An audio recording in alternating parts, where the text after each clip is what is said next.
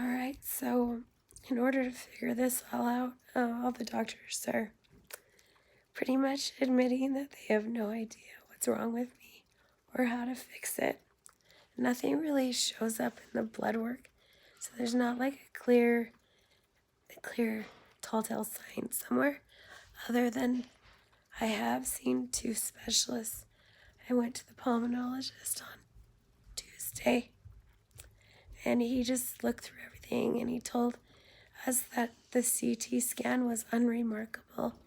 He did hear some wheezing in my breathing, and my respiration is always a concern because I dip down to like between 91 and 89, and of course the cutoff is 88, so even though I can't breathe, it's fine because I'm not at 88, which is so silly because I know it goes lower at night. So sometimes I wake up and I just can't catch my breath.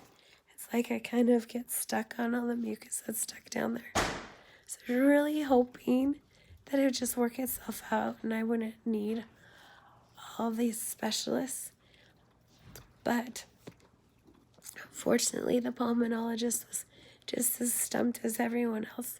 So he issued a whole bunch of testing to be done. So I have to do a pulmonary panel. And the nurse was not very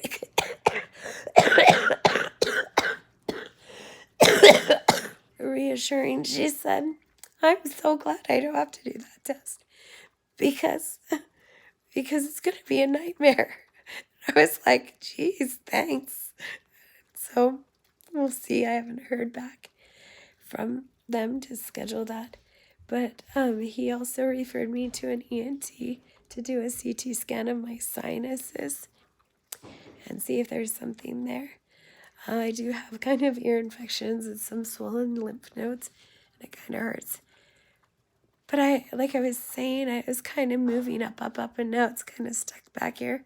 I just thought, oh, maybe I'm all better. Like, it's going to just work itself out. So I can still hope and pray for that. But so far, it's kind of just settled in there, as you can hear. But it's harder to get stuff out because it's stuck, like, way back in my nasal passage.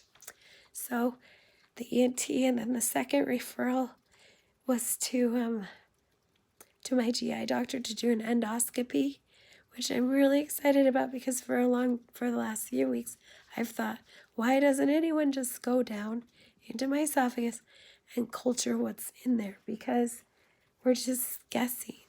And I know that my esophagus is inflamed because I can't eat.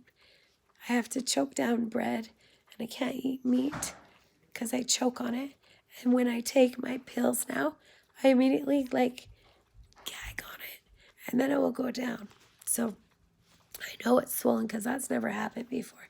I could take like a handful of pills and it wouldn't bother me. So I saw infectious disease this morning, and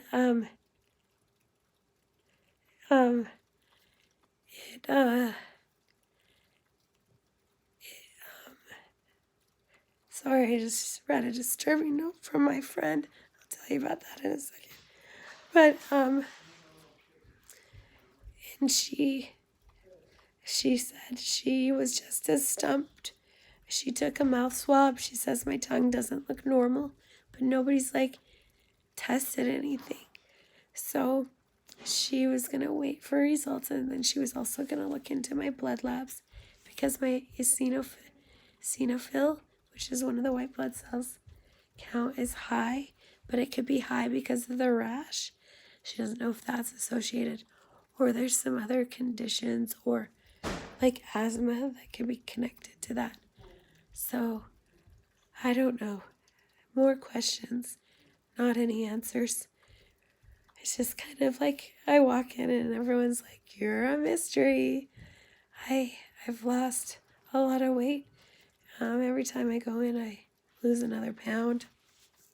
So it's kind of a problem, I guess.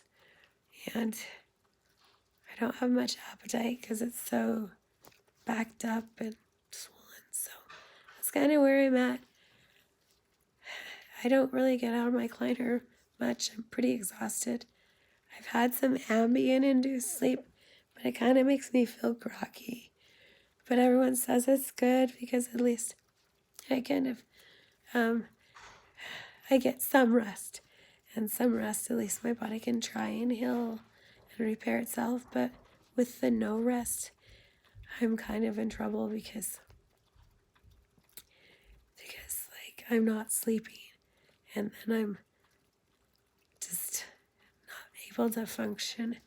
Everything makes me tired, so like I get up and walk to the bathroom, and I'm ready to be wiped out. So that's kind of what's happening in my neck of the woods. All crazy.